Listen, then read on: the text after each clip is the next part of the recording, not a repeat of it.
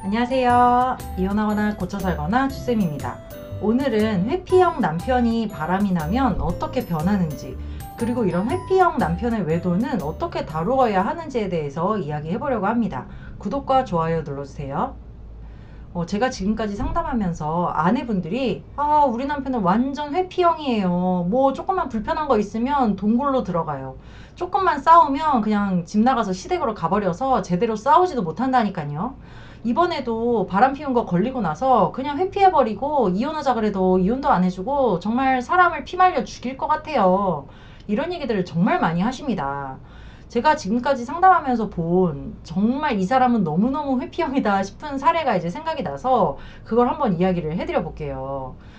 이 남편분이 굉장히 사회적으로도 잘 나가는 사람이었고, 주변 사람들도 이런 남자 없다, 능력 있지, 가정적이지, 딸바보지, 처가에도 잘하지, 뭐 하나 뺄 게 없는 너무너무 훌륭한 남편이다라는 평가를 들으면서 이제 살아왔었어요. 이 회피형 사람들은 다른 사람들의 이목이 굉장히 중요합니다. 다른 사람들에게 보이는 얼굴, 이런 그 페르소나를 아주 잘 가꾸죠. 이렇게 살아오던 사람인데, 아내도 남편에 대해서 조금 답답한 구석은 있지만 그래도 뭐 의무는 다 하니까, 돈도 잘 벌고 딸을 너무 예뻐하니까 그런가 보다 하고 살다가 어느 날 남편이 이제 출근을 했는데 집에 있는 남편 패드에서 뭔가를 발견을 한 거예요. 뭔가 되게 수상한 뭔가를 발견했어. 근데 이게 딱히 이게 외도인가 싶은 정도는 아니라서 이 아내분이 이제 어떻게 보면 순진하게 이 남자한테 캐물은 거죠. 문자 하나를 띡 보냈대요. 당신 이거 뭐야? 당신 여자 생겼어? 아내분이 이렇게 얘기를 했을 때는 이 남자가 뭔가 해명을 하거나 변명이라도 하거나 아니다 하면서 뭐 설명을 하거나 집에 가서 얘기하자라고 해서 집에 와서 뭐 대판 싸우거나 뭔가 반응이 있을 거라고 생각했으니까 이렇게 보낸 거잖아요. 그런데 이 남자가요, 이날로 그냥 집에 안 들어와 버리고 집을 나가버린 거예요. 이 아내분은 저녁에 이 남자가 오면 어떻게 얘기를 해야 될까, 뭐 다그쳐야 될까, 모르는 척하고 좀 떠봐야 되나, 어떻게 해야 되지, 막 이런 생각으로 저녁에 남편 퇴근하고 오기만을 기다렸는데, 퇴근해도 이 남자가 연락 두절이 되고 안 들어오는 거야. 전화도 안 받고 뭐 하고. 경찰에 이제 실종 신고, 미기가 신고를 했는데 경찰이 하면은 이 사람이 받고 있고 죽은 게 아니니까 경찰에서도 이 사람의 위치나 이런 걸 알려주지 않았대요. 그리고 그 다음 날에는 회사에 멀쩡하게 또 출근을 했어. 이분이 이제 아내분이 회사에 전화를 해서 누구 계시냐 했더니 출근하셨대. 근데 이 아내분도 이 남자가 회피형인 걸 알기 때문에 이 남자의 마음을 불편하게 하거나 내가 막 버럭 화를 내거나 내가 너무 쫓아가는 거를 보이면 이 남자가 더 도망갈 것 같아서 거기서 더 이상 뭐를 할 수가 없었던 거예요. 그래서 이 남자가 그런 식으로 집을 나가서 뭐 계절이 바뀌어도 옷을 가지러 오거나 뭐 짐을 가지러 오거나 이혼하자고 문자조차 보내지 않고 아내분이 하는 문자에 답조차 없는 거예요. 이렇게 몇 달이 흘러가서 도대체 이거 어떻게 해야 되냐라고 저한테 상담을 오신 경우가 있었습니다. 이렇게 회피형 남자들은 어떤 거를 제일 불편해 하냐면 자기의 이런 감정이 건드려지는 거를 굉장히 불편해 해요. 일단 자기의 감정을 제대로 인식을 못 해요. 내가 지금 뭐 불편하다, 내가 이게 뭐 슬프다, 미안하다, 죄책감이 든다, 막 이런 그 부정적인 감정을 스스로 처리를 못하기 때문에 그 감정에서부터 벗어나고 싶어서 누군가와 싸운다든지 누구에게 사과를 한다든지 잘못됐다고 하는 거, 뭐 이런 거를 아예 그 상황을 회피해 버리는 거죠. 이 회피형 남편도 뭔가 자기의 그런 치부가 딱 걸렸잖아요. 근데 이거에 대해서 변명하고 해명하고 거짓말해야 되는 그 상황 자체가 불편한 거야.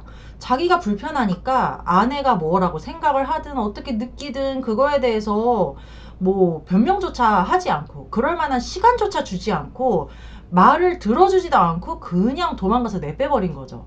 이렇게 회피형 남자들은요, 굉장히 무책임하고 아주 자기중심적입니다. 이게 상대방을 조금이라도 배려를 한다면, 애엄마를 조금이라도 배려하고 이해를 한다면, 역지사지가 된다면 저런 식으로 내빼버릴 수가 없죠. 진짜 자기가 얻어 터지더라도 와서 무릎을 꿇고 빌든가 아니면 최소한 거짓말이라도 해야 될 거 아니야. 근데 아예 그런 갈등 상황 자체를 피해버리니까 이런 회피형 남편이랑 사는 분들은 가슴이 답답하고 화병에 걸릴 것 같다, 그런 얘기들을 굉장히 많이 하시죠.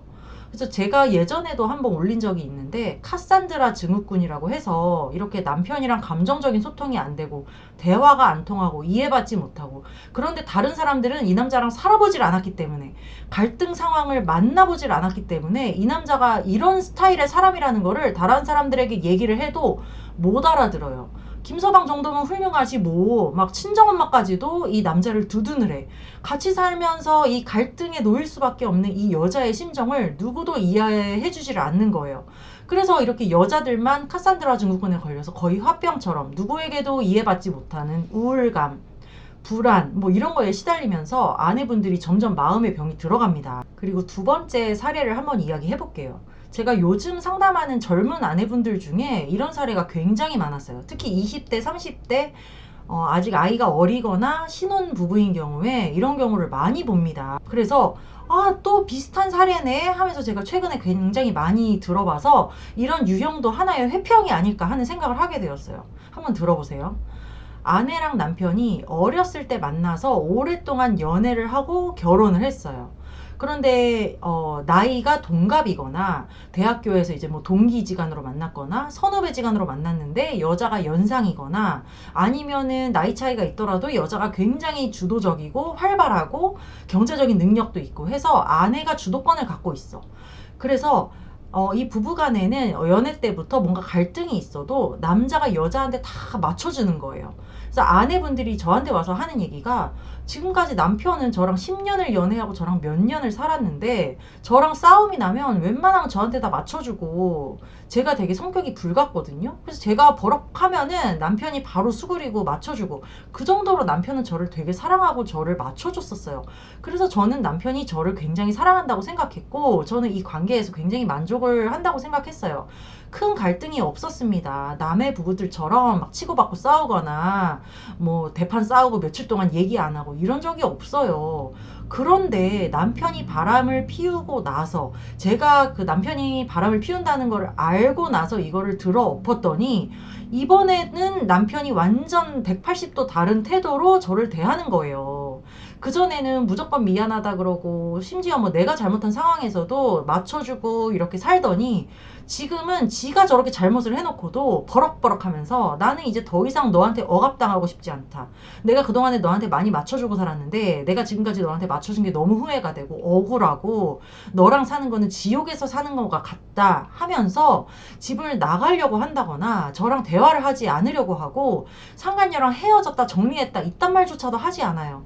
제가 남편을 어떻게 대해야 될지 모르겠어요. 남편의 너무 새로운 모습입니다. 이렇게 아내분이 이야기를 하시는 거예요. 이렇게 특징적으로 여자가 주도권을 갖고 있었고 남자는 여자한테 다 맞춰줬었고, 그런데 바람이 걸리고 나니까 남자가 갑자기 태도가 돌변을 해서 이제 지가 막 갑의 위치에 올라서려고 하는 그런 모습을 보이는데, 이런 경우에 또 특징이요, 상간녀가 나이가 굉장히 어린 경우가 많아요. 그러니까 아내랑 남편은 30대 40대인데 상간녀는 20대 초반이라든지, 이렇게 그동안에는 나이도 좀 있고 주도권을 갖고 있는 능력 있는 여자한테 맞춰주고 살았는데, 이제는 자기가 휘두를 수 있고 자기가 좀 더 지혜나 연륜이 있고 이런 여자, 어린 여자, 철 없는 여자를 만나면서 이 여자의 인정과 뭐 사랑과 뭐 이런 걸 받으면서 둘이 연인 관계로 발전을 했더라는 거예요. 이렇게 평소에는 아내랑 다툼이 벌어져도 그냥 고분고분하게 그럭저럭 맞춰주면서 살다가 더 고분고분한 여자한테 사랑에 빠져가지고 아내를 막 나쁜 년으로 몰고, 그리고 상간녀를 정리하지도 않고, 그렇다고 뭐 이혼하자고 적극적으로 집을 나가거나 이혼 소장을 보내지도 않으면서 이렇게 양다리를 걸치면서 얼렁뚱땅 결혼 관계도 유지하고 상간녀도 유지하고 뭐 하나 둘이 확실하게 정리하는 것도 아니면서 양다리를 걸치려는 이런 남자들, 이런 남자들도 어떻게 보면은 회피형이 아닐까 싶은 거죠. 우리가 갈등이 생겼을 때 이거를 싸운다든지 따진다든지 뭐 이렇게 하는 것도 사실은 갈등을 해결하려는 적극적인 의지가 있어야 되고 갈등을 해결하려는 능력과 노력이 필요한 거잖아요. 그런데 이런 회피형 남자들은 그 갈등 관계가 싫으니까는 그냥 맞춰주고 사는 거야. 갈등을 해결할 능력이 없고 의지가 없으니까 그래 네 말이 다 맞아 하면서 맞춰주면서 지금까지 살았어. 그러다가 이게 힘의 균형이 깨진 거잖아요. 부부간에 와이프가 너무 이제 힘이 세고 남편이 힘이 약해진 거니까 이 약해진 힘을 어딘가에서 이제 보충을 받으려고 고분고분하고 자기가 휘두를 수 있는 어린 여자를 만나서 바람을 피우더라. 그러니까 이 여자를 놓아버리면 자기는 또 와이프에게 더 힘을 잃고 이제는 바람까지 피웠으니까 더 약자가 될 수밖에 없잖아요. 그러니까 이 여자를 놓지를 못해요. 그리고 이 상간녀를 정리를 하려면 자기가 이 상간녀한테 나쁜 남자가 돼야 되잖아. 나 가정 지킬 거니까 너랑 헤어져야 되겠다든지 와이프한테 걸려서 너랑은 더 이상 만날 수 없다든지 뭔가 얘기를 해야 되는데 이 여자한테도 착한 남자로 남고 싶어가지고 이 갈등을 해결하지 못하고 그냥 이 여자랑도 거짓말 해가면서 그럭저럭 만나는 거야. 그리고 와이프한테도 나 이제 너랑은 못 살겠다고 막 세게 나가지도 못하면서 그럭저럭 그냥 방문 닫고 들어가가지고 동굴에 들어가서 여자 속을 터치면서 바람을 피우는 거죠. 이럴 때 만약에 아내분이 네가 뭔데 네가 바람을 피우고 그렇게 입 꾹 닫고 방문 닫고 들어가서 안 나오냐 해서 열받아가지고 막 드자비를 하잖아요. 이 남자는 그 드자비를 못 견디고 진짜 집을 나가고 뭐 이렇게 잠수를 타고 이렇게 됩니다. 어떤 심한 경우는 직장까지 간두고 그냥 잠적을 해버려요. 이런 남자들의 마음속에는요, 갈등을 두려워하는 그 마음속에는 버림받음에 대한 두려움이 있습니다. 그래서 부부싸움을 할 때도 똑같이 와이프한테 막 큰 소리 내면서 싸우면 이 관계가 진짜 깨질까봐, 와이프가 자기를 떠날까봐, 버릴까봐 두려움이 있으니까 지금까지 맞춰주면서 살았던 거죠. 그리고 이제 와서 사랑이 상간녀에게 옮겨가고 보니까 상간녀한테 버림받을까봐 두려우니까 이러지도 저러지도 못하고 이 두 관계를 정리하지도 못한 채 어영부영 시간만 끄는 거예요. 그래서 이제는 이 회피형 남자를 어떻게 해결을 해야 되는지, 어떻게 이 외도를 아내분이 나서서 해결을 해야 되는지를 이야기해 볼게요. 일단 가장 중요한 거는요, 무조건 상간녀를 상대해서 쳐내야 된다는 겁니다. 우리가 이런 회피형 남편이 아니라고 하더라도 외도는 내 남편만 드자비하고 내 남편한테만 갈구고 뭐 따지고 내 남편을 설득하고 해서는 이 외도가 절대로 끝나지가 않아요. 그런데 이 회피형은 더더욱이나 그렇죠. 왜냐면 아내분이 남편을 쫓아가면서 막 뒤통수에다 대고 얘기를 한다든지 닥달한다든지 갈군다든지 하면 이 남자는 진짜 이 아내와의 관계에서 이 갈등을 회피하고 싶어서 진짜 극단적인 행동까지만 하게 돼요. 그러니까 이 남자에게 뭔가를 하려고 하시면 안 되는 거고 상간녀에게 이야기를 해야 된다는 거죠. 이 회피형 남편은 상간녀한테도 지금의 이 집에서 일어나고 있는 상황, 자기의 상황을 이야기하지 않았을 확률이 굉장히 큽니다. 그래서 회피형 남편이 만나는 내연녀는요, 안 그래도 가뜩이나 철없는 어린애들이 대부분인데 가정이란 게 어떤 건지 이게 지금 외도라는 걸 들켜가지고 뭐 어떻게 앞으로 흘러갈지 자기네들 관계가 어떻게 흘러갈지에 대해서 전혀 모르고 있는 경우가 많아요. 그냥 이 나이 많은 이 남자 유부남 남자 말만 듣고 있는 거고 그냥 외도가 걸렸으면은 헤어지겠지 이혼하겠지 이렇게 생각하고 이 남자를 버릴 생각을 하지 않는 경우가 많아요. 그래서 아내분들이 적극적으로 나서서 이 상간녀를 상대를 해야 되는데 이 상간녀한테 첫 번째로는 환상을 깨줘야 되는 거죠.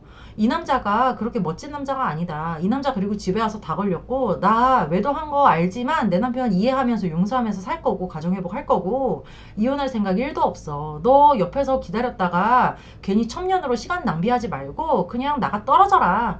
내가 앞으로 다시는 가만히 있지 않겠다. 니들 둘이 연락하는 거 내 눈에 걸리기만 하면 이 병신 같은 놈이 또 나한테 걸릴 거거든.